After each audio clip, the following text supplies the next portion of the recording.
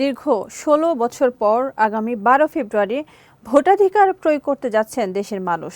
দিনটির দিকে তাকিয়ে ১২ কোটিরও বেশি ভোটার। শুধু একটি নির্বাচন নয়, অনেকের কাছে এটি হারিয়ে যাওয়া অধিকার ফিরে পাওয়ার সুযোগ। ফয়সাল দেওয়ানের ভিডিও চিত্রে বিস্তারিত আহসান হাবিবের রিপোর্টে। ৬০ বছরের বৃদ্ধ খাজা মিয়া গত ৪০ বছর যাবৎ ঢাকা শহরে রিকশা চালিয়ে জীবিকা নির্বাহ করছেন।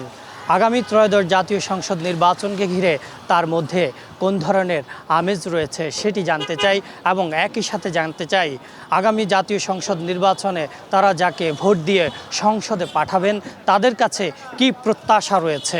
আপনার প্রত্যাশা কি? আপনি ভোট কেন্দ্রে যাইতে পারবেন? হ্যাঁ, পারবো না কেন, নির্ভয়ে যাবো। নির্ভয়ে যাবেন? ইয়েস। এই যে যারা জিতবে তাদের কাছে আপনার প্রত্যাশা কি থাকবে? দেশ সুন্দরভাবে চালাবে এবং দেশের উন্নতি করবে, গরিবের দিকে লক্ষ্য রাখবে, এই যে আমাদের প্রত্যাশা। বিগত ৩টি নির্বাচনে ভোট দিতে না পারার হতাশা জমেছে মানুষের মনে। তাই এবার প্রত্যাশা একটাই, ভয়মুক্ত পরিবেশে সুষ্ঠু, নিরপেক্ষ ও অংশগ্রহণমূলক নির্বাচন। তরুণ ভোটারদের প্রধান চাওয়া কর্মসংস্থান, শিক্ষা ও ভবিষ্যৎ নিরাপত্তা। তাদের আশা ভোটের মাধ্যমে এমন নেতৃত্ব আসবে যারা তাদের সম্ভাবনাকে গুরুত্ব দেবে। আগের ভোটের চেয়ে এবার ভোটটা একটু অন্যরকমই দেখতেছি, বোধ হয় এবার একটু ভালো কিছু হওয়ার সম্ভাবনাই আছে। বিজ্ঞানসম্মত, যেটা আমাদের জন্য ভালো হবে এমন একটা কনসেপ্ট রেখে পড়ালেখা কমপ্লিট করে আমাদের ক্যারিয়ার জীবন শুরু করতে পারি, এটাই চাওয়া। যেই দল আসলে দেশে সংস্কার হবে ওই দলকে ভোট দেওয়া আমাদের পক্ষে উচিত হবে।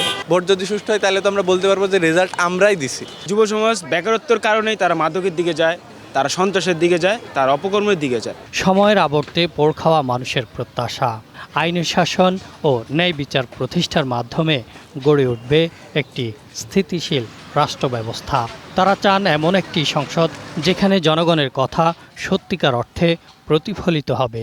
দীর্ঘদিন যাবৎ বাংলাদেশের যে শাসন ব্যবস্থায় যে ত্রুটিগুলো ছিল, এই ত্রুটিগুলো যাতে নেক্সট আর না হয়। যেহেতু বিগত দিনে অনেক ঝামেলা হয়েছে আর দীর্ঘদিন পরে আপনার নির্বাচন, যার কারণে এটা মানুষের মধ্যে এক ধরনের আনন্দ কাজ করতেছে, আর একদিন জন্য ভয়ও কাজ করতেছে। নারী ছাড়া পুরুষ বাঁচবে না, পুরুষ ছাড়া নারী বাঁচবে না। অতএব কর্মস্থলে কর্মজীবী নারী পুরুষ সবাই সমান। নারী ভোটারদের কণ্ঠেও প্রায় একই সুর, নিরাপত্তা ও সম্মানজনক জীবন। তাদের মতে ভোটাধিকার প্রয়োগের মধ্য দিয়েই নিশ্চিত হতে পারে নারীর অধিকার ও নিরাপদ ভবিষ্যৎ। সরকার যিনি হবেন তিনি বিশেষ করে কর্মজীবী নারীদের কর্মক্ষেত্রে যেন তারা ভালো সুযোগটা পায়, তাদের যেন নারী পুরুষ কোনো বিভেদ না থাকে। আচ্ছা, আমরা যেন ফ্রিলিভাবে চলতে পারি, ফ্রিডম যেন আমাদের থাকে। মনে হচ্ছে তো আলাদা একটা অন্যরকম ফিল হইতেছে, ঈদের চাইতেও বেশি খুশি মনে হইতেছে। 12 ফেব্রুয়ারির নির্বাচন ঘিরে মানুষের প্রত্যাশা একটাই, এই ভোট যেন হয় সত্যিকার অর্থে ভোটারদের ভোট। চায়ের দোকান থেকে সংসদ, সবখানেই ভোটের আলোচনা। দীর্ঘ 16 বছর পর দেশের জনগণ ফিরে পেয়েছে তাদের ভোটের অধিকার। সেই অধিকার প্রয়োগের মধ্য দিয়ে আগামীতে যারা সংসদে আসবেন তাদের হাত ধরেই দেশের উন্নয়ন, বেকারত্ব, বৈষম্য দূর করে শান্তিপূর্ণ, দুর্নীতিমুক্ত, সমৃদ্ধ বাংলাদেশ গড়ে উঠবে, এমনটাই প্রত্যাশা সবার। Ahsan Habib, green news, Dhaka.